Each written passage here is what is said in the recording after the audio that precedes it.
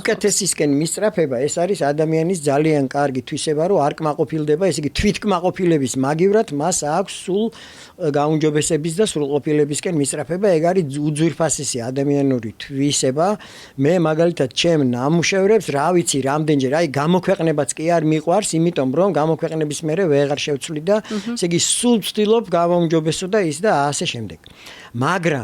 მაგრამ ახლა აქ არის მაგრამ რომ როცა ეს გადადის მეტის მეტობაში უკვე ხდება პერფექციონიზმი. ესე იგი რა არის პერფექციონიზმი? რომ ეს იმდენად უკვე ის არის უკიდურესობაში გადასული, რომ ადამიანს უსპობს ყველანაირ სილაღეს. ადამიანი არის მუდმივად დააძაბული უკვე და სულ მისდევს რაღაცას. ერთს დაასრულებს, მეორეს იწყებს და ანუ რეალურად ის ხო არის რომ ვნების სიმტკიცე შენებაშია და არა აშენებული ტკბობაში. ანუ პერფექციონისტი ადამიანი ზოგადად ვერ იღებს სიამოვნებას პროცესისგან და მაშინაც კი როცა 10-დან 10 შედეგს დადებს, მაშინაც კი არ არის ბოლომდე რაღაც კმაყოფილი. ეს უბრალოდ რაღაც ფსიქოლოგიური პრობლემა არის. კი და იქიდან მოდის რაც ბავშვობაში სიყვარულით გაშინაგანებული ის რომ შენ უნდა იყო აი ასეთი